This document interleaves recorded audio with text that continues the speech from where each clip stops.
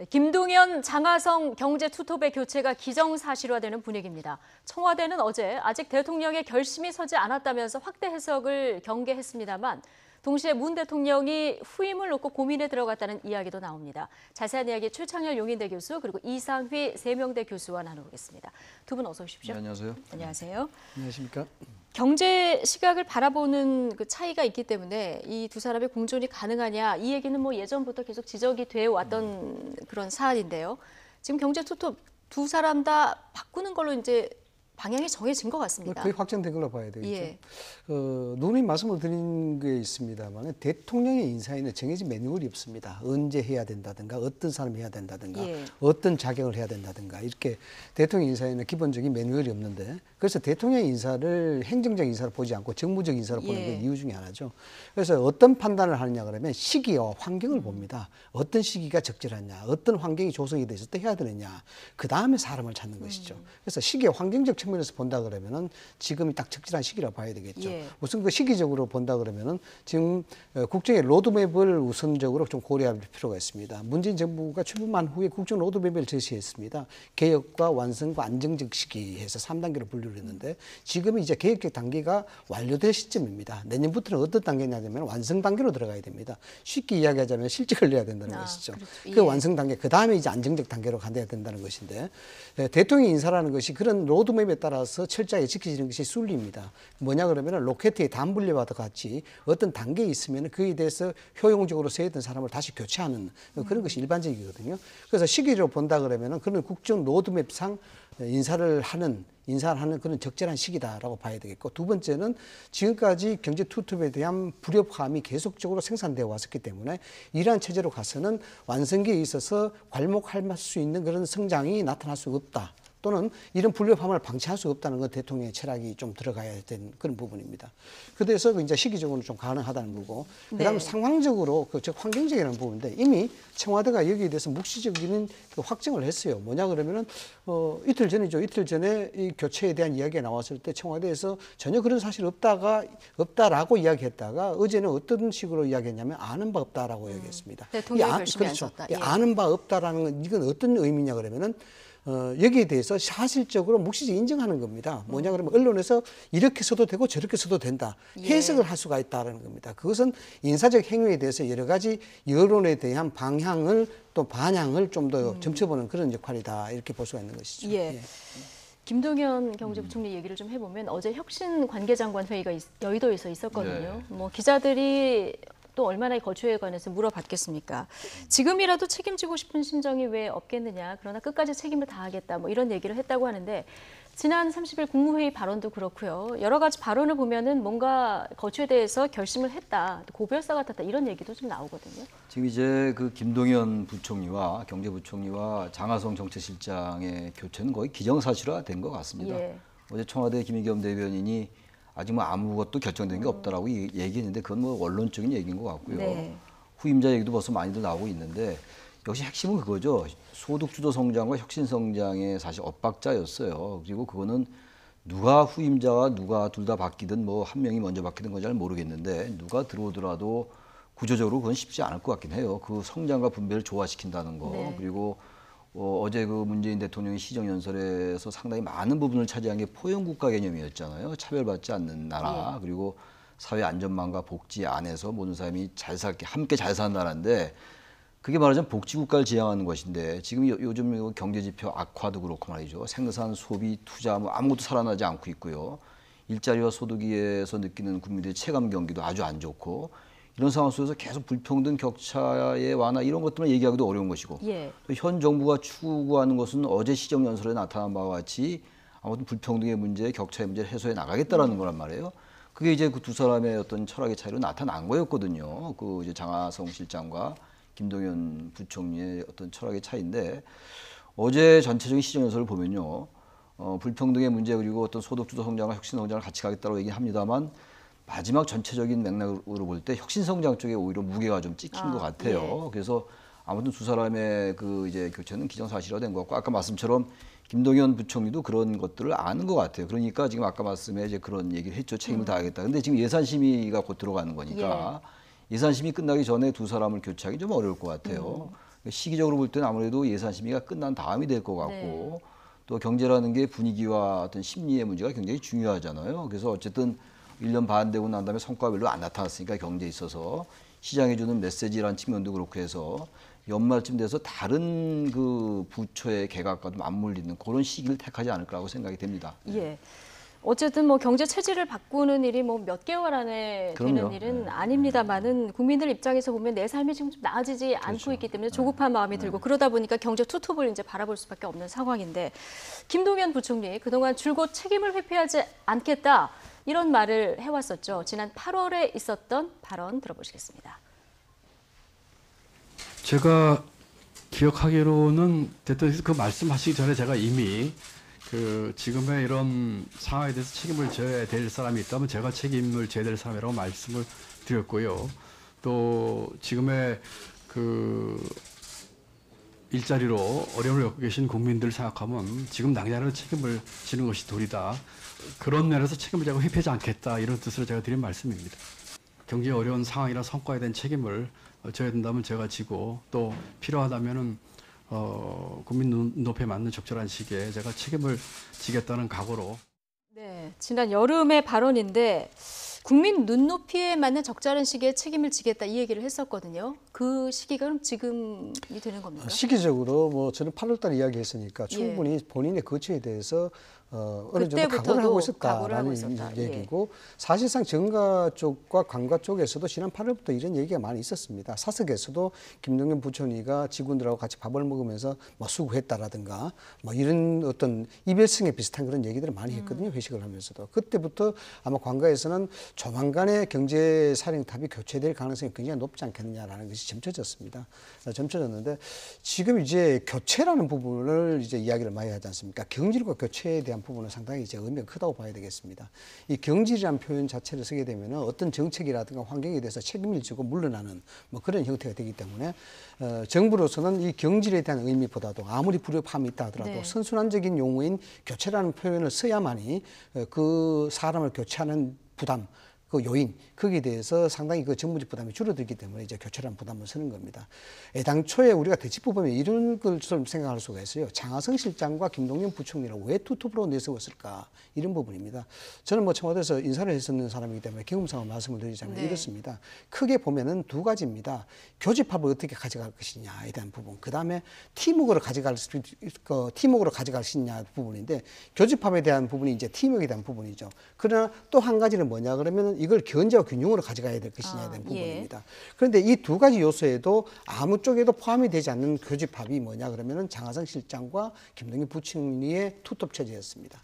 이게 쉽게 말씀을 드리자 그러면은 장하성 실장은 큰 정책의 철학의 그림을 그리고 여기에 김동연 부총리는 뼈와 살을 붙이는 그런 실무적 역할이었었거든요. 그런데 사실상 이것이 엇박자가 나기 시작한 거죠. 뭐냐 그러면은 전통적인 소위 낙수론에 많이 발달된 그런 그 관료적 역할을 가지고 있는 사람이 김동연 부총리고 또 분배론의 철학적 가치를 가지고 있는 사람이 장하성 실장이었기 때문에 여기에 대해서 자꾸 충돌이 일어날 수밖에 없는 그런 상황이었습니다. 그렇기 때문에 이 부분들을 초기의 성과가 어떻든 간에 지금 빨리 전환하지 않으면은 사실상 문제가 될 수가 있다라는 겁니다.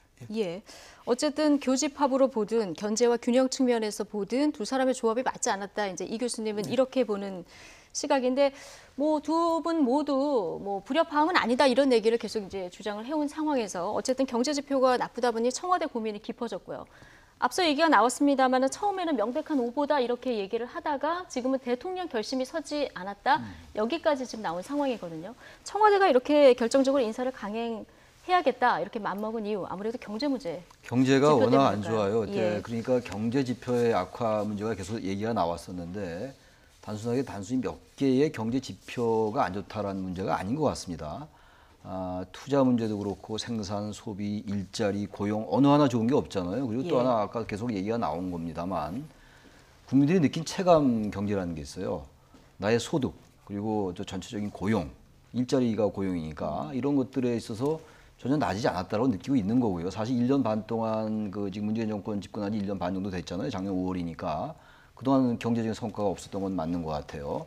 소득주도 성장 정책을 내세웠습니다만 소득주도 성장의 가장 중요한 핵심 정책으로 떠오르는 게 최저임금 인상입니다. 예. 최저임금 인상의 그 과정에 있어서 조금 정교하지 못했던 거는 정부 여당도 인정하는 부분이기 때문에 그런 것들이 쌓이다 보니까 현실적인 거시경제 지표도 안 좋고 또 이 정부가 지향하고 있는 그리고 좀 더 논리를 확장한다면 촛불혁명이 지향했던 불평등의 문제라든지 부정의의 문제, 정의롭지 못한 거, 사회적 부조리, 모순적 구조, 모순적 부조리 이런 것들에 대해서도 뭐 적폐청산 수사는 계속돼 왔습니다만 잘 이루어지지 않았던 거거든요. 그러니까 사실 장하성 실장과 김동연 부총리는 두 사람의 어떤 불협화음으로 표현한다면 어떻게 보면 구조적이에요. 예. 분배와 성장이 같이 가는 거라고 합니다만 분배와 성장이 어떤 것을 우선순위에 두느냐. 참 쉽지 않은 얘기. 왜냐하면 이제 예. 과거는 그저 성장 패러다임을 쭉 와서 우리가 이만큼 성장이 이뤘는데 그 성장의 어떤 혜택이라는 게 대단히 제한적이었다는 거 아니에요. 그러다 보니까 OECD 국가 중에서 우리나라가 불평등의 격차가 심한 거잖아요. 양극화의 속도가 빨라지고. 그래서 뭔가 분배와 복지 국가에 초점을 두다 보니까 또 이 성장 지표가 안 좋고 말이에요. 이렇게 되는 거란 말이에요. 네. 그게 가장 구조적인 문제인 것 같아요. 예, 이 지금 말씀하신 소득주도 성장에 대한 갈등이 실제 있었는지 없었는지 뭐 이거는 명확하지 않은 이런 상황입니다만 교체의 원인이 된 것은 한 원인이 된 것은 분명해 보입니다. 장하성 실장 그동안 계속해서 소득주도 성장은 포기할 수 없다 이런 입장을 비춰왔죠. 지난 8월 기자간담회에서의 발언 들어보시겠습니다. 국정에 책임을 지고 있는 사람으로서 국민들께 송구하다는 말씀을 먼저 드립니다. 최근에 고용 가계소득 지표는 소득주도 성장의 포기가 아니라 오히려 소득주도 성장 정책을 속도감 있게 추진하라고 역설하고 있습니다. 만약에 소득주도 성장 정책이 아니라면 다시 과거의 정책으로 회귀하자는 것입니까? 네, 소득주도 성장을 다시 포기해서 과거로 돌아가자는 것이냐 지난 8월에 이 이야기를 했었거든요. 그런데 지금 뭐 이 공방은 아직도 계속되고 있습니다. 소득주도 성장이라는 부분에 대해서 찬반 양론 또 학자들의 의견이 굉장히 엇갈리고 네. 있습니다. 실제적으로 장하성 실장이 이 부분에 대해서 철학적인 입장 자체를 처리할 수가 없죠.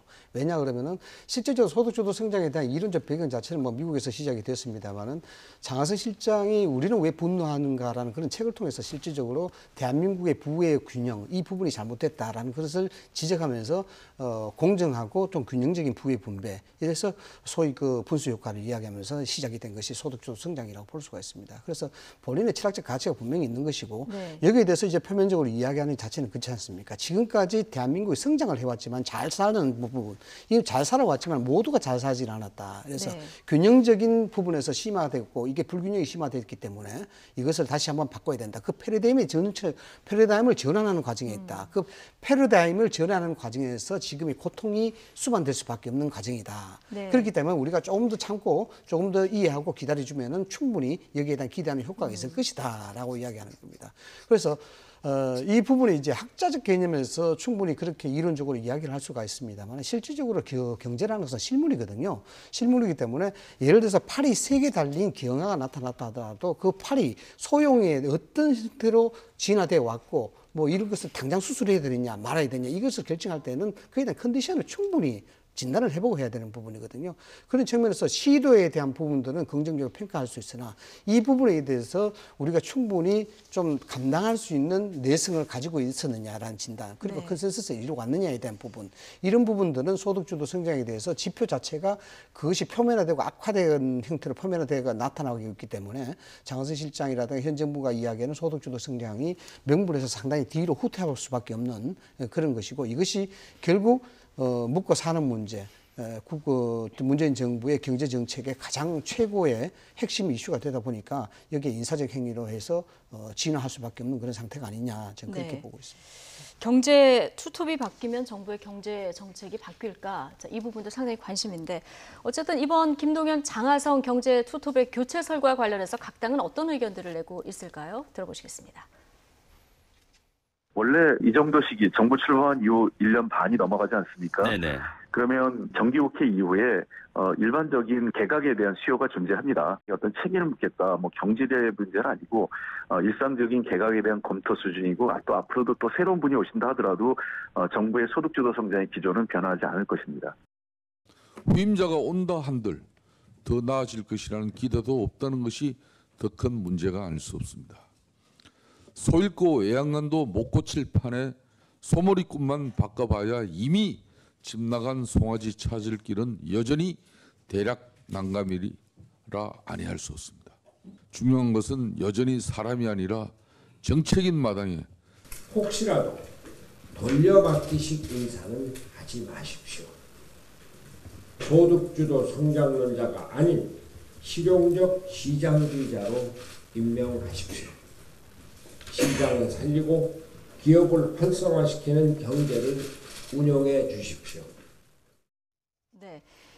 여당에서는 뭐 일반적인 뭐 개각 수준으로 보면 된다. 정책 기조 바뀌지 않을 것이다. 이렇게 얘기를 하고 있습니다만은 야당, 지금 한국당과 바른미래당의 얘기를 들어봤는데 둘 다 정책 기조가 먼저 바뀌어야 경제가 달라진다. 이 얘기를 하는 거 아니겠습니까? 어제 시정연설에서도 그러한 면이 좀 엿보이긴 합니다. 예. 좀 듯한. 달라지는 쪽으로 예. 좀 대통령이 무게중심을 두는 게 아닌가라는 생각이 들어요. 초반에 이제 포용 국가 얘기하고 포용 성장, 이제 포용적 사회 말씀을 했지만 뒤로 쭉 넘어갈수록 혁신 성장에 무게를 좀 두는 것 같은 느낌을 예. 많이 받았거든요. 어떤 그리고 발언의 비중이라던가 그렇죠. 단어의 어떤 사용 빈도수를 봤을 때 성장이라는 단어도 거죠? 더 많이 나왔어요, 사실. 포용이라는 예. 단어보다도 26번이가 나온 걸로 제가 아는데.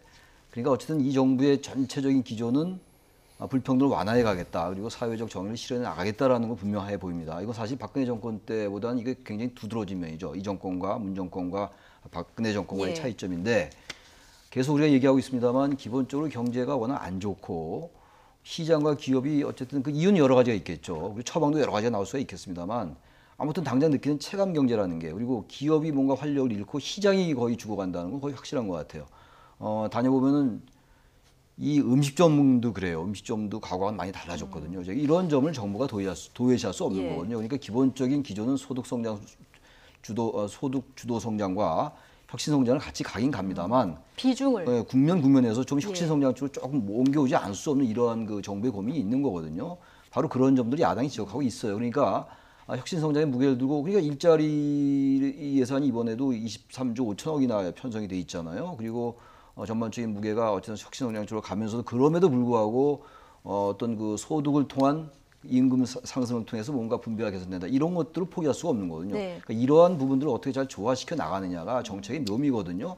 그러니까 누가 바뀌더라도 이 부분이 쉽게 조화될 수 있는 부분은 사실 아니에요. 예. 아까 접점 얘기를 말씀하셨습니다만 이렇게 접점이 쉽게 찾아질 수 있다면야 뭐가 어렵겠어요. 그러니까 장하성이나 뭐 김동연 이분들이 뭐 크게 잘못했다고 볼 수가 없는 거죠. 그러나 어쨌든 정책에는 책임을 져야 되는 것이기 때문에 당연히 책임성 문책은 낼 수가 있겠죠. 단지 그것이 경질이라는 얘기보다는 교체라는 표현이 맞더라고 이제 여당 쪽에서는 얘기하고 있는 거라고 봐야 되겠죠. 예, 성장과 분배 사이에서 어느 쪽이 좀 무게를 예. 두느냐, 약간의 정책 기조 변화를 해야 되는 시점이라고 하면은 교체를 할 수밖에 없는 청와대의 국민이 그런 것 있을 수밖에 같습니다. 없다. 이렇게 네. 분석을 해주셨는데 후임이 누가 될지도 굉장히 관심인데요. 일단 경제부총리 관련해서는 홍남기 그 국무조정실장 얘기 네, 계속 지금 지금 나오고 거론되고 있습니다. 있죠. 예. 네.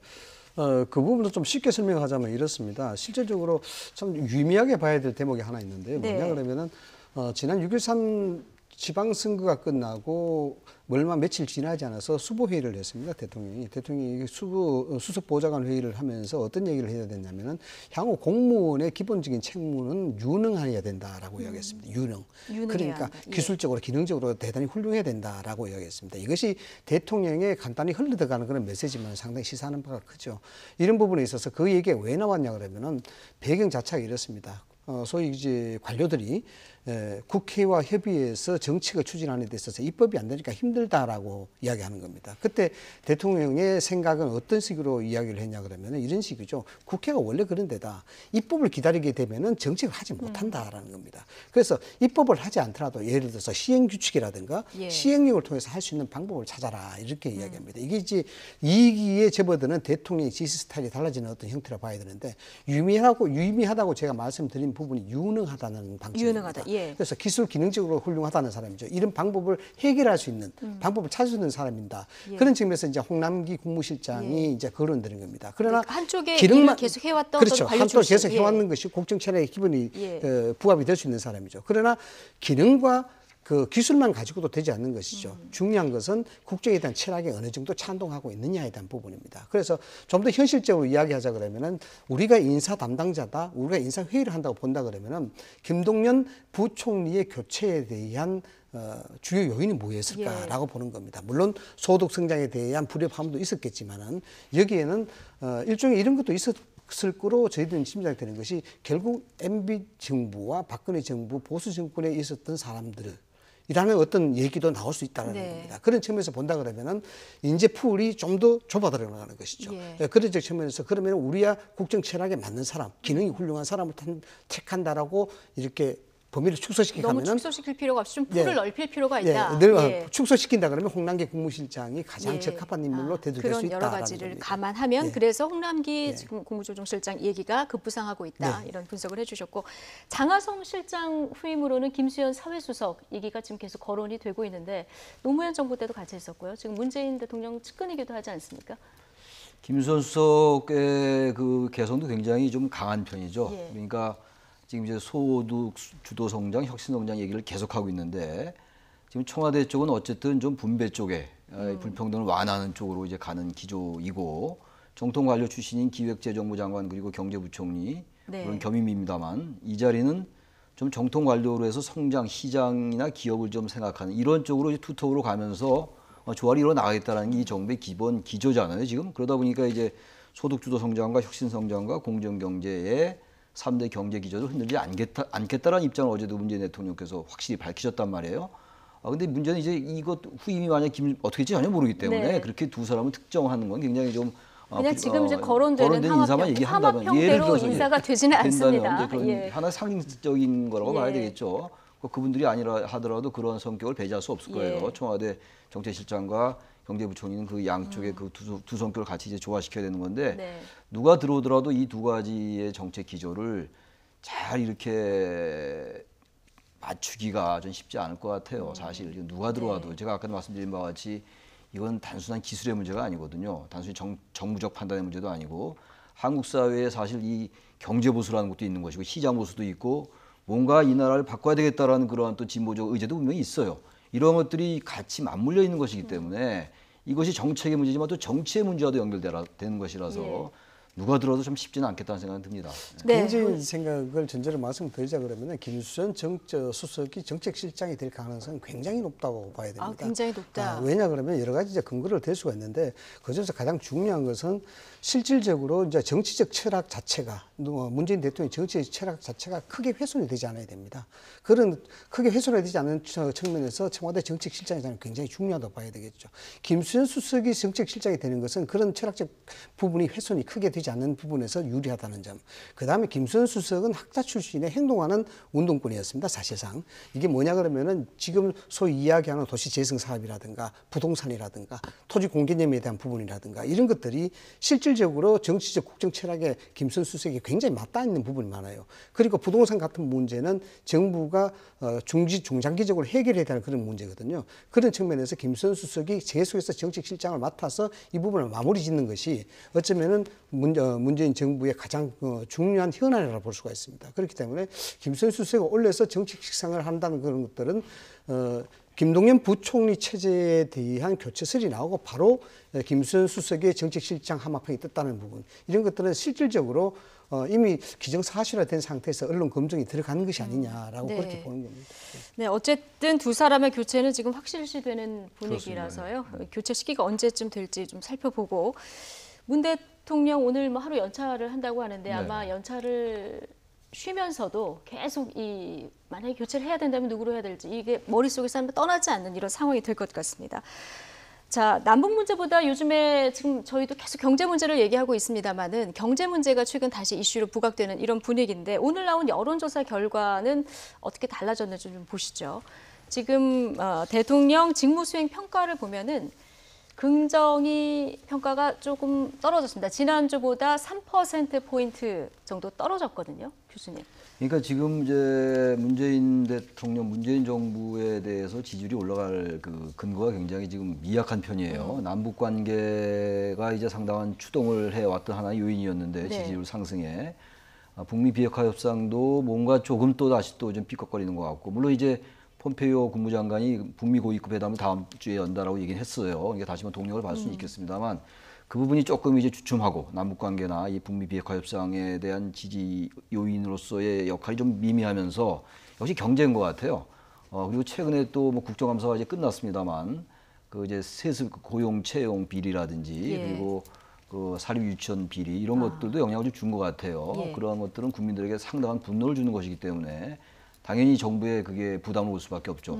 그러한 요인들이 작동해서 대통령의 직무 수행이 좀 부정적 평가가 좀 늘어난 게 아니냐, 네. 지지율이 좀 떨어진 게 아니냐 이렇게 보여집니다. 국감 시기는 뭐 좀 야당이 유리한 시기적으로도 네, 시기적으로 그런 그런 점도 있죠. 부분도 네. 있긴 한데, 자 부정평가 이유를 물어보니까 지금 그래픽 한번 다시 주시면 경제 민생 해결 부족이 50%, 그밖에 뭐 일자리 문제라든가 이런 것까지 합하면은 뭐 50%, 60% 가까이 되는 거거든요. 경제 문제가. 아무래도 이제 먹고 사는 문제 예. 아니겠습니까? 우리 최 교수님께서도 모두의 지적을 하셨습니다만 지금 체감에 대한 부분, 체감 경제에 대한 부분은 상당히 좀 좋지 않다고 봐야 됩니다. 예. 그런 측면에서 이것이 결국 이제 문재인 정부가 그동안 한 것이 무엇이냐라고 이야기하는 것이고 여기에 대해서 또 소위 국민들, 대중들이 좀 살피기 시작했다라고 볼 수가 있습니다. 살피기 시작했다는 것은 문재인 정부가 해온 정책에 대해서 그래도 러프하게나마 이제 쳐다본다는 얘기가 되겠죠. 그래서 남북 문제, 경제 문제, 그다음 외교 문제, 그다음 정치 문제 이런 어떤 카테고리로 엮여서 본다 그러면은 실질적으로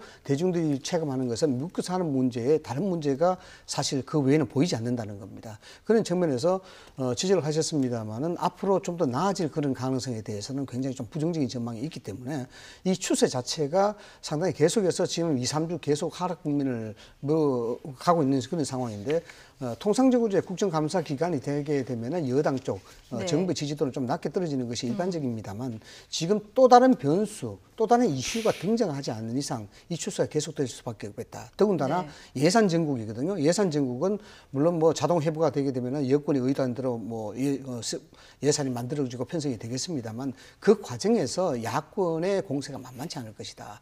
여기에 대해서 그동안 지금 부정적 요인으로 변수가 되고 있는 일자리에 대한 문제, 그다음에 북한 대북 핵 문제 이런 문제가 야권의 공세로 도드라질 가능성이 굉장히 높다는 것입니다. 네.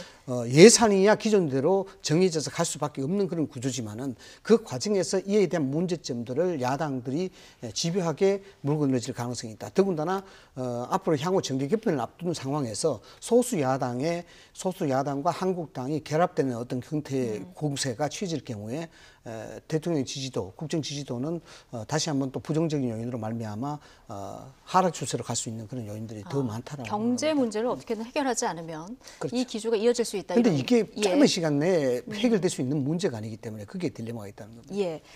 자, 어쨌든 어제 연설에서 최창렬 교수님 얘기해 주셨듯이 포용 국가가 9번 나왔고요. 혁신 성장이 8번, 그리고 소득 주도 성장이 반면에 2번 정도 나왔는데 앞으로 뭐 대통령 정책 기조에 약간의 변화가 있을지 그걸 좀 지켜봐야 되는 상황인데요. 어제 시정 연설을 들은 야당의 반응은 어땠을까요? 한국당과 바른미래당 비판의 목소리를 높이고 있는데요. 김성태 한국당 원내대표 그리고 손학규 바른미래당 대표 이야기 함께 들어보시겠습니다. 따로국밥의 자기 모순이라는 점을 지적하지 않을 수 없습니다. 제조업의 침체, 고용의 얼음, 대외 여건의 불확실성으로 상황은 진단을 하면서도 그러나 함께 잘 살자는 노력과 정책 기조는 계속되어야 한다는 대통령의 연설은 진단 따로 대책 따로 뜬금없는 동문서답일 뿐이라는 점을 결론적으로 문재인 대통령의 시정연설은 경제 회복을 바라는 국민의 기대를 저버렸습니다. 실망이 매우 컸습니다. 스스로 물은 웅덩이를 채우고 나서야 바다로 흘러간다고 말하면서 물을 어떻게 채울지에 대한 대책이 없었습니다. 네, 조금 전에 경제 투톱 교체도 그렇고요. 지금 이 시정연설 바라보는 것도 그렇고 지금 오랜만에 김성태 원내대표하고 손학규 바른미래당 대표 의견이 좀 모처럼 많이 비슷해지는 것을 볼 수 있는데 지금 두 사람 얘기를 들어보면 진단과 대책이 지금 따로 간다 이런 얘기를 주로 하는 것 같습니다. 그 두 분의 말씀을 이렇게 들어보면 한 가지로 요약이 되겠죠. 예. 정책이 잘못됐다고 인정하라는 얘기입니다. 소득주도 성장이 잘못됐으니까 일단 이제 정책을 바꿔라. 정책을 바꿔라. 여기에 대해서 왜 시인하지 않느냐. 결국 시정 연설의 전반적인 부분을 검토해 보면은 이렇게 보면은 소득주도 성장을 그대로 유지해 나가고 그 잘못된 정책에 대해서 철학적인 명분을 내세우기 위해서 포용 국가를 이야기하지 않느냐. 이런 것을 이제 염두에 둘 수 있다는 겁니다. 포용 국가라는 새로운 어젠다를 아젠다를 던져놓고 사실상 그 밑에 포진에서 소득과 혁신과 공정을 가져가겠다 이런 내용이거든요. 그래서 정책 실패를 자인해야 되는데 사실 문재인 대통령 입장에서는 정책 실패를 자인할 수가 없죠. 왜냐하면 그 역사성이라는 게 분명히 있는 것이고 향후의 정책 추동력에 문제가 생길 수가 있는데 뭐 그렇게 될 수밖에 없는 그런 구조를 가지고 있는 것이죠. 그러나 야당의 입장에서는 이 부분에서 분명한 시인이 있어줘야만이 야당의 역할을 할 수 있다고 이제 보는 겁니다. 그래서 한 가지 더 말씀드릴 것은 뭐 우리 최찬일 교수께서도 포용 국가에 대해서 충분히 뭐 이야기를 하셨습니다만은 이 부분이 사실상 이론적 토대 배경이 이렇습니다. 성경용 한림대 교수가 이 이론적 태도를 제공을 했습니다. 이 성경용 한림대 교수가 누구냐 그러면은 노무현 정부 때 정책실장을 했는 사람이에요. 그리고 이 포용 국가는 일찍이 문재인 대통령이 가지고 있었던 생각이에요. 그 가지고 있는 생각을 성경용 교수가 사실 이론적 태도를 구성했고 포용국가위원회라는 위원회를 구성해서 위원장으로 성경용 교수가 그 내정이 되어 있습니다. 그 활동을 하고 있습니다. 그래서 포용국가가 이야기 나오는데 이게 이제 소득주도 성장과 똑같은 학계의 논란 또 관계의 논란이 이제 아마 있을 겁니다. 왜냐하면은 이게 어떤 학문적 이론이라든가 실질적 이론이 아니고 정치적이라든가 정서적 개념에 사실 가깝습니다. 이 부분이 그 하버드대와 MIT 대학에서 재직했던 교수 두 사람이 그런 책을 냈었거든요. 국가는 왜 망하는가라는 책입니다. 실패하는가라는 책인데 여기서 나온 게 사실 포용론입니다. 포용론. 이게 쉽게 이야기하자 그러면 어떤 내용이냐면은 포용이라는 것을 차용한 국가는 성공하고 포용이라는 단어를 차용하지 않은 국가는 망한다라고 해서 향후의 국가 경제가 부흥하는 신국부론의 포용이 들어간 겁니다. 그래서 이것이 이론적으로 아주 매듭이 만들어져 있다든가 또 이게 실천 과제가 성과가 나타나 있다든가 이런 이론이 아니에요.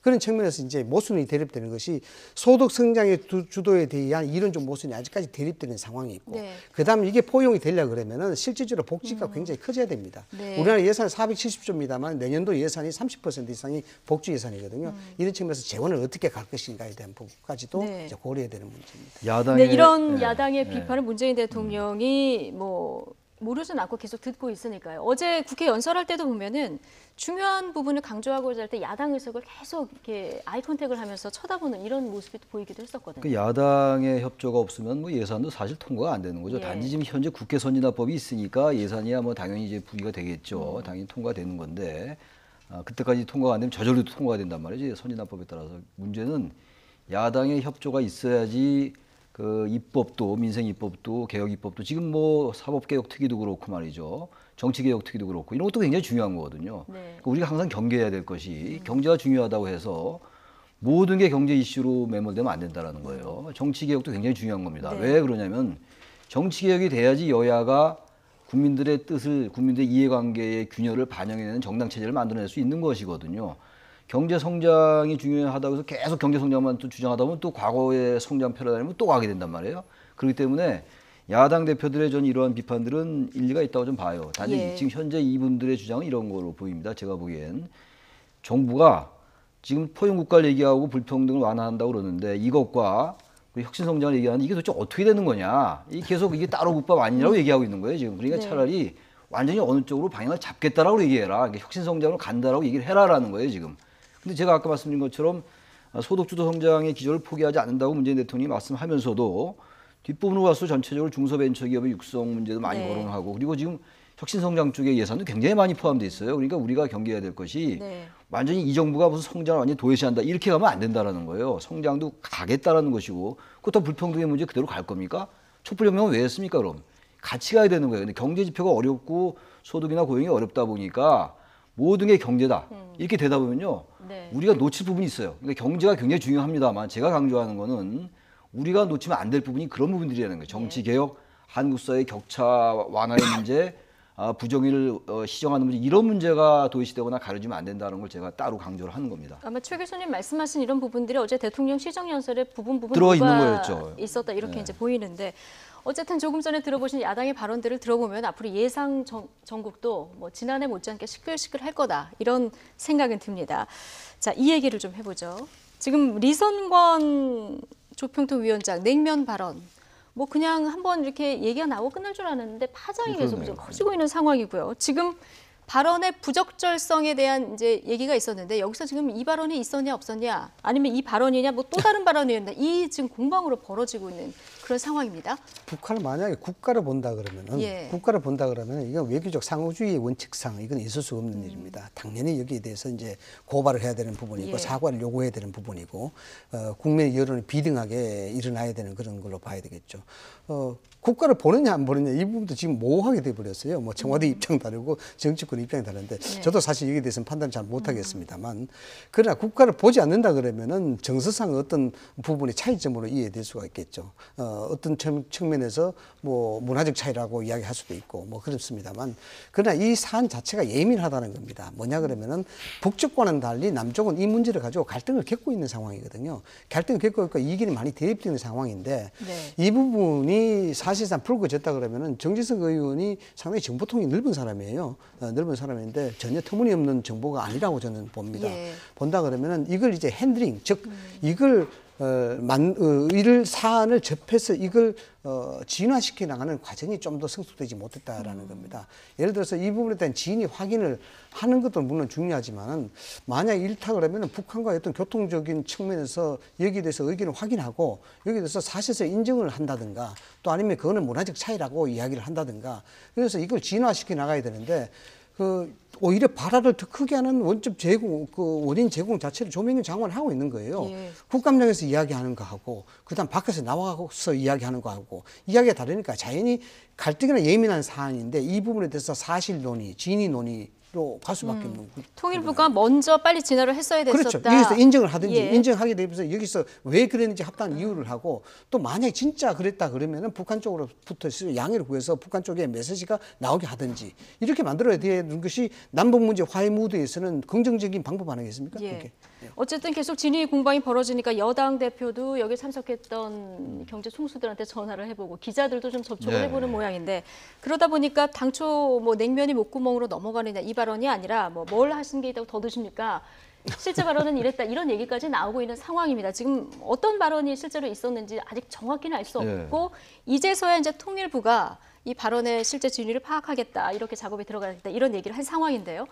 조명균 통일부 장관의 달라진 해명도 지금 말씀하신 대로 좀 논란이 되고 있습니다. 처음에는 비슷한 이야기를 들었다 이렇게 얘기를 했었는데 지금은 당시 그 자리에 없어서 모르겠다 이렇게 좀 달라졌습니다. 조명균 장관의 발언 들어보시겠습니다. 아니 지금 냉면이 목구멍으로 넘어갑니까? 이렇게 얘기를 했어요. 장관 보고 받으셨을 거예요. 그렇죠? 뭐 비슷한 얘기를 들었습니다. 예, 좀 한마디 하셔야 되는 거 아니에요? 예, 유념하겠습니다. 제가 부족한 부분이 있고요. 어떤 그런 부분에 대해서는 유념해서 왜 그런 그 핀잔을 준 겁니까? 남북 관계가 더 속도를 냈으면 하는 그런 측면이 있고 경제 협력 얘기도 좀 많이 하고 그런 걸 기대했는데 그런 제 의도죠? 추정이라서 제가 그 자리에 직접 없었기 때문에 제가 뭐라고 말씀드리는 거는 뭐 그렇지 않은 것 같고 한번 저도 더 확인을 해보겠습니다. 네. 분명히 국감 때는 이 얘기를 들은 것처럼 누가 들어도 이제 들은 것 같은 그런 느낌이었었거든요. 근데 어제는 제가 좀 확인을 해보겠다. 이렇게 이제 입장이 좀 달라졌거든요. 근데 제가 만약에 저 자리에 있었으면 저렇게 얘기 안 했을 것 같아요. 저는 그 자리에 없어서 모르겠는데 만약에 정말 그렇게 얘기했다면 그거 대단한 결례다. 우리가 남북관계가 중요하고 여러 가지 협력을 해 나가야 되고 남북관계 발전과 북미 비핵화 협상의 선순환이 이루어야 되지만 명백하게 그건 결례다. 그건 통일부가 알아보고 만약 그게 사실은 우리 항의하겠다 이렇게 얘기를 했었어야죠. 네. 근데 아마 정진석 의원하고 그 전에 통화를 했었던 정진석 의원이 조명균 장관에게 확인을 했다 이렇게 얘기를 한 걸 보면 아마 여기서 또 그렇게 안 들었었다 얘기하기도 무한 그런 상황이었었던 것 같습니다. 그러니까 본인이 거기 이제 조명균 장관이 그 자리에 없었으니까 모를 수 있어요. 근데 여기 얘기를 보면 남북 관계가 더 속도를 냈으면 하는 그런 측면이 있습니다. 그러니까 이제 그런 측면에서 얘기를 했겠죠. 그러나 지금 얘기는 두 가지 측면이 있잖아요. 이 발언이라는 건 남에 대해서 결례하면 안 되는 거 아니에요. 특히 국가가 국가 간의 관계 되면 국가냐 아니냐의 논란도 최근에 있었습니다만 정치권에. 이게 말이 됩니까? 뭘 하신 게 더 드십니까? 이렇게 얘기하는 게 어디 있어요? 일반 개인사에서도 이렇게 얘기 안 하는데. 이 자체는 미시적인 우리 인간사의 하나의 측면으로 볼 때 잘못된 거고. 그렇죠. 그다음에 두 번째, 남북 관계가 아무리 조심스럽게 간다 하더라도요. 우리가 당당히 갈 건 가야 되는 것이죠. 그렇게 할 때 오히려 남북 관계가 더 잘 될 수가 있어요. 그러니까 통일부 장관으로서는 대단히 조심스럽기 때문에 말을 이렇게 했던 겁니다만 당당하게 나가면서 그러나 남북 관계가 더 저장처로 가야 된다 이렇게 얘기를 해야 되는 것이죠. 남북 관계의 어떤 조심스러운 면 때문에 그걸 깨지 않으려고 속도를 냈으면 마치 북한의 그 발언을 옹호하는 것처럼 비칠 수 있잖아요. 굳이 왜 이렇게 이런 비밀을 줍니까? 저는 이런 발언은 조금 정무적 판단이 나쁘다 좋다의 측면보다도 정무적으로 조금 판단이 미약했다는 생각이 좀 드네요. 네. 저 개인적으로는. 해명이 어쨌든 논란을 키운 이런 상황이 네. 돼버렸는데요. 이런 조명균 장관의 발언에 보수 야당은 맹공을 퍼붓고 있습니다. 장관 교체 목소리도 계속해서 들리는데요. 들어보시겠습니다. 민주당 지도부의 눈물겨운 노력 끝에 리승근 냉면 발언이 결국 미궁 속으로 빠져들고 말았습니다. 냉면이 목구멍으로 넘어갔다는 것인지 넘어가지 않았다는 것인지 조차 알 수 없는 지경이 되고 말았습니다. 민주당 지도부가 닥달을 하니까 입장이 바뀌어들고 있습니다. 참 웃기는 장관입니다. 전달해서 들었고 더 확인해 보겠다고 합니다. 바로 들었던, 전달을 해서 들었던 진위는 파악을 했어야 했습니다. 시계가 고장나서 3분 늦다고 하자 그 주인을 닮아서 그렇다는 그런 얘기를 듣고도 그때도 아무 대답도 대꾸도 못했습니다. 협상은 당당하게 임해야 합니다. 상대에게 얕보이면 그걸로 게임 끝입니다. 조명균 장관은 이미 기싸움에서 졌습니다. 선수 교체가 답입니다. 협상은 당당하게 임해야 하는데 조명균 장관은 이미 기싸움에서 졌다. 그래서 지금 선수 교체가 답이다. 바른미래당에서 이 얘기가 나오거든요. 이제 해임 결의안에 네. 대한 부분도 이제 통과 여부를 좀 봐야 될 것 같습니다만 그렇습니다. 우리가 이제 흔히 이제 국가를 3대 요소로 이야기하지 않습니까? 그 영토와 국민과 주권이라는데 이 주권이라는 부분에 이제 주목을 해야 되는 부분이죠. 뭐 주인된 정신을 이야기하는 것입니다. 흔히 이제 국가적 자존심, 개인적 자존심인데 자존심이 이게 배타라든가 뭐 교만을 의미하는 것이 아니고 자기 합리가 정체성이거든요. 그런 측면에서 특히 국가적 측면에서 이 자존심이라는 것은 외교적 관계에서 많이 성립이 됩니다. 이런 부분들은 조명균 장관 같은 경우 그 외교적인 사령탑이라고 봐야 되겠죠. 예. 그 사령탑이고 거기에 대해서 정말 국가적 자존심을 가지고 거래를 해야 되고 협의를 해나가야 되는 그런 부분이죠. 정말 지적하신 대로 장관의 입장이었다 그러면은 저 부분에 대해서는 국가에 대한 부분을 인식한다 그러면 단호하게 이야기를 해야 되는 부분이죠. 또한 여러 가지 뭐 구설에 대한 또 다른 얘기가 나오고 있습니다만 그건 현장에서 바로바로 잡아줘야 되는 부분입니다. 네. 그걸 가지고 명쾌하게 매듭을 안 지어놓게 되면은 이 정책, 소위 말해서 남북의 평화에 대한 어떤 정책, 이 정책 전체가 상당히 부정시되는 그런 효과를 갖게 되는 것이죠. 그래서 이런 부분들은 정무적 판단이 있다 없다를 떠나서 예. 장관으로서의 자질 여부에 문제가 있다. 저는 그렇게 보는 예. 겁니다. 근데 또 별개로 이것이 지금 꼭 뭐 해임 건의안 이 문제 때문에 뭐 상정된 건 아닙니다. 뭐 철도 도로 연결 독자 추진한 부분이라든가 국회 비준을 좀 무시한 부분 이런 부분을 가지고 야당에서는 지금 해임 건의안을 제출을 한 상황인데 어쨌든 두루두루해서 이런 문제가 장관의 해임까지 거론할 문제인가? 이건 또 이제 발언의 부적절성과 별도로 생각을 해봐야 될 것 같은데요. 저는 이런 부분들 지금 이제 단순히 발언에 대해서 진위력을 몰랐다 알았다가 해임 건의안의 요인이 되기 좀 어렵고요. 예. 지금 말씀처럼 이제 그 비준 문제, 대통령이 비준한 거, 문재인 대통령이 남북 공동선언 이 부분의 문제인데 이것도요. 정부 정책의 전체적인 방향이기 때문에 이 부분을 가지고 통일부장을 해임 건의안 내기 좀 어려울 것 같아요. 예. 설득력이 좀 약할 것 같고 어차피 지금 뭐 해임 건의안 낸다 하더라도 대통령이 해임 안 하면 그만입니다. 이제 해임 건의안 내도 완전히 구속력 있는 게 아니에요.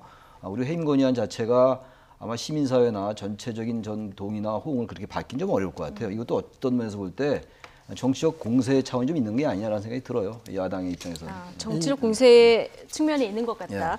예. 자, 그러면은 지금 한국당은 오늘 본회의를 열어서 이제 내일하고 모레가 토요일, 일요일이다 보니까 오늘 본회의를 열어서 처리하자 이렇게 주장을 하고 있거든요. 본회의 열어서 처리가 될까요? 네, 일단 뭐 제적은 과반수인가 아마 그렇죠. 예. 과반수인가 제가 확실하게 기억이 나지 않습니다만 이 통과 여부가 된 부분이 좀 부정적으로 될 수밖에 없고요. 네. 지적했다시피 이게 법적 구속력이 없습니다. 예.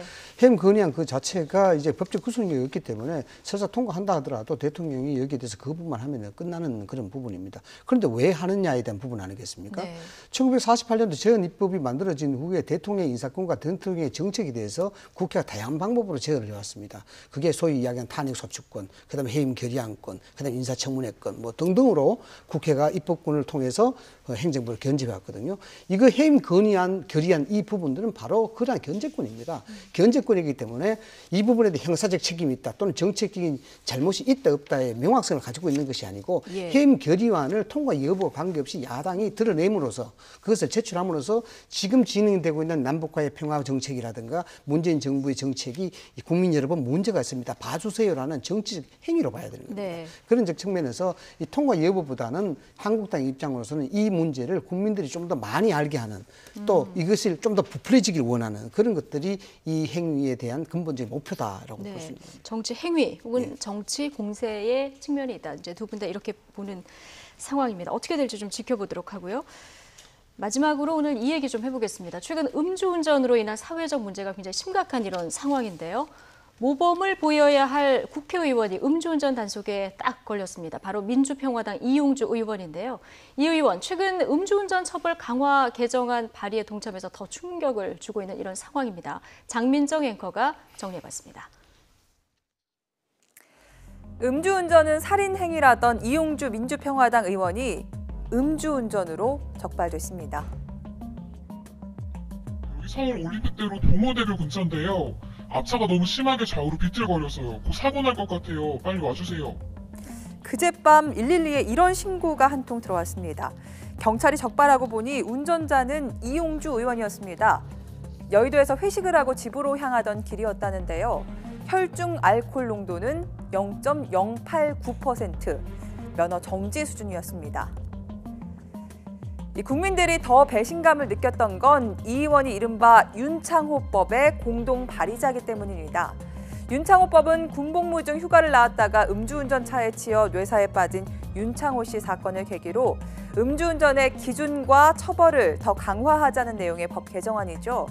최근 이 의원은 자신의 블로그에 음주운전은 실수가 아닌 살인 행위라며 강도 높게 비판까지 했는데 다 말뿐이었던 걸까요? 이용주 의원은 윤창호법 발의자로서 창피하다며 사과했고요. 이 정동영 민주평화당 대표도 소속 의원의 일탈에 고개를 숙였습니다. 정말로 죄송하고 송구스럽게 생각합니다. 다시는 이런 일이 있지 않도록 자숙과 반성의 시간을 갖도록 하겠습니다. 저뿐만 아니라 모든 국민들께서도 이런 일이 재발하지 않도록 음주운전에 대한 경각심을 갖는 계기가 되었으면 합니다. 그 법안에 동의한 사람으로서 굉장히 창피스럽고 잘못됐다고 생각합니다. 당 대표로서 소속 의원의 같은 일로 심려를 끼쳐드린 데 대해서 죄송하다는 말씀을 드립니다. 그런데 이 의원의 사과는 오히려 비난 여론에 기름을 부은 격이 됐습니다. 이 국민도 경각심을 가지라는 말이 심기를 건드린 겁니다. 경각심 심어주려고 본보기로 음주운전한 거냐? 살인행위나 마찬가지인 음주운전을 해놓고 저렇게 당당할 수 있나? 싸늘한 시선이 이어졌고요. 또 과거 이용주 의원이 국정농단 청문회에서 조윤선 전 장관을 밀어붙였던 것처럼 음주운전 했냐 안 했냐? 예스, 노로 답해봐라. 다그치는 누리꾼도 아예 윤창호법 첫 주자로 강도 높게 처벌하자는 의견도 있었습니다. 네, 지금 보셨는데요. 일단 국민들이 화가 난 이유는 크게 두 가지인 것 같습니다. 윤창호법 발의에 동참을 하고 얼마 안 돼서 음주운전을 본인이 한 부분, 이 부분하고 두 번째는 해명인데요. 지금 해명을 할 때 어떤 표정이라든가 말, 그다음에 국민들도 경각심을 가져야 된다. 이 계기가 됐으면 좋겠다. 이 얘기를 하면서 지금 국민적 공분이 좀 더 커지는 것 같은 상황입니다. 해명하는 저 화면을 보고 어느 국민이 지금 궁금하겠습니까? 저는 이용주 의원의 근본적인 국회의원 자질과 기본 역량에 대한 인식 자체가 저는 문제 있다 이렇게 봅니다. 아마 모르긴 모르겠습니다만 개인적인 생각으로 이용주 의원은 그래 음주운전, 운전면허 정지에 대한 부분인데 이건 뭐 얼마든지 일반인들도 있을 수 있는 문제 아니냐 이렇게 생각할 수도 있다는 겁니다. 네. 왜냐 그러면은 저렇게 이제 국민적인 메시지를 보내는데 저렇게 당당한 태도 비슷하게 저렇게 나온다는 게 제가 이해가 안 가고. 그런데 지금 문제는요. 국회의원이라는 입장입니다. 법을 만든다는 입장이죠. 그래서 간단한 음주운전에 대해서 그걸 평가해서는 안 된다는 겁니다. 일반인이 음주운전하는 것과 국회의원이 그것도 해당 법안을 만드는 국회의원이 음주운전을 했다는 것과는 그에 대한 정도, 그 영향 자체가 굉장히 심하다는 겁니다. 첫 번째, 그 법을 만들었는데 그 법을 만든 당사자가 음주운전했는데 그 법이 힘을 받을 수가 있겠냐고요. 그 전혀 그럴 수 없는 문제거든요. 그런 측면에서 이거는 기본적인 이용주 의원의 인식 전환이 좀 필요해야 되고 두 번째는 반성과 자숙의 시간을 갖는다 그러는데 그러면 반성과 자숙의 시간이 끝나면은 그들 의원직을 하겠다는 건 얘기 아니겠습니까? 시간을 끌고 난 다음에 분위기가 괜찮아 잠잠해지고 난 다음에 다시 등장하겠다 이런 이야기 뉘앙스로 들리는데 그래서요 이 국회의원들이 정말 그 국민의 투표로서 대표로서 대의제 민주주의를 이끌어가는 한 사람으로서 역할을 하려고 그러면은 이 성찰에 대해서는 일반 국민의 10배, 100배 가는 그런 아주 아픈 그런 성찰이 있어야 될 것 같아요. 예. 음주운전은 살인이다 이런 글까지 남겼었는데 대리운전 기사를 불러도 되고요. 아니면 수행기사한테 좀 양해를 구해서 좀 도와달라 이렇게 해도 될 것 같은데 좀 안타깝습니다. 아니, 과거에 비해서 요즘은 워낙 음주운전이라는 게 그야말로 본인도 이제 SNS에 올린 것처럼 이용주 의원 스스로도 살인행위라고 인식이 되고 있는 거 아니에요? 게다가 공동발의자로 이름을 올렸고 이른바 윤창호법. 근데 왜 음주운전을 했는지 정말 이해가 안 가요. 다른 때도 아니고. 근데 그리고 이 법을 발의한 지가 얼마 안 됐잖아요. 그럼요. 국민에게 경각심을 준다는 말이 나올 수가 없죠. 이건 본인이 잘못한 건데 왜 국민에게 경각심을 준다는 말을 합니까? 이거는 아주 잘못된 행위인 것 같아요. 그러니까 사과가 아닌 정말 반성하는 빛이 저도 외형적으로 보이지 않으니까 이런 비판이 쏟아지는 건데 뭐 그런 것과는 별개로 민주평화당이 이제 이 부분을 어떻게 이제 징계를 할 거냐가 이제 관심거리입니다. 그러니까 이게 이제 여론의 어떠한 여론이 어떻게 형성되냐에 따라서 의원직 사퇴 여부도 아마 당내에서 얘기가 나올 것 같아요. 여론도 문제고 또 본인이 또 어떻게 자숙과 반성의 시간을 갖겠다라고 그랬는데 어떠한 판단을 내릴지 일단 지켜봐야 될 것 같은데 음주운전에 대해서 국민의 대표인 국회의원이 단순한 공인보다 훨씬 더 높은 도덕성을 요구받잖아요. 선출직이기 때문에.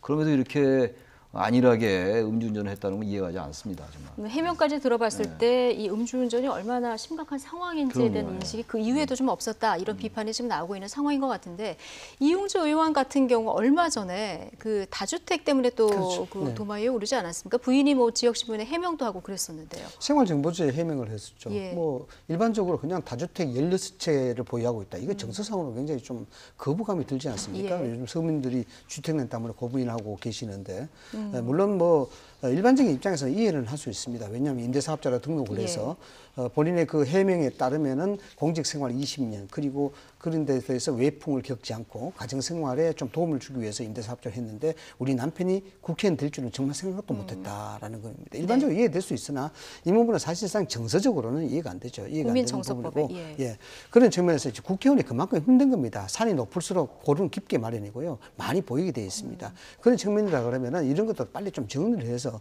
그런 정서적 반감을 안 갖도록 해야죠. 그다음에 2003년도에 이훈평 의원도 음주운전에 걸렸었어요. 이훈평 의원도 민평당입니다. 그래서 지금 아마 국회의원들이 현직에서 음주운전하는 것이 두세 차례 들고 있는데 그 두 분 정도 다가 민평당이에요. 그 민평당에서 이번에 어떤 식으로 이 부분에 대해서 제출을 할지 모르겠습니다만 음주운전 그 자체만 보면 가볍게 볼 사안일 수는 있죠. 그러나 그 미치는 파장에 대해서 민평당이 좀 깊게 생각해야 할 필요가 있다. 그런 생각을 좀 합니다. 민주평화당 오늘 윤리위 연다고 합니다. 그런데 이제 징계 수위를 어떻게 할지 굉장히 고민일 것 같아요. 솜방망이 처벌하면 또 여론의 문매를 맞을 것 같기도 하고. 아마 민주평화당이 솜방망이 처벌을 안 할 겁니다. 안 할 거다. 이런 여론의 향배를 알기 때문에 그리고 음주운전이라는 게 사회적으로 워낙 이제는 인식들이 많아졌어요. 옛날 같지 않아서 음주운전은 절대로 하면 안 된다라는 인식들이 팽배해 있기 때문에 아마 민주평화당이 아마 그런 여론에 부응하는 판단을 하지 않을 거라고 생각이 들고 그래서 모르겠어요. 이용주 의원 본인이 어떠한 이제 얘기를 할지 그 이후에 자숙과 반성의 시간이라는 게 무엇을 의미하는지 좀 지켜봐야 되는데 아무튼 여론이 어떻게 형성되느냐가 굉장히 중요할 것 같습니다. 향후. 윤창호 씨 같은 경우는 지금 뭐 뇌사 상태로 이렇게 병원에 있는데 법조인을 꿈꿔서 또 이 이용주 의원은 검사 출신 아니겠습니까? 이런 부분이라 또 네티즌들이 더 이렇게 안타까워하는 이런 상황인데 말씀하신 대로 자숙의 시간을 갖겠다고 했으니까 앞으로 어떻게 행보를 보일지 좀 지켜보도록 하겠습니다. 최창렬 용인대 교수 그리고 이상휘 세명대 교수와 얘기 나눠봤습니다. 두 분 고맙습니다.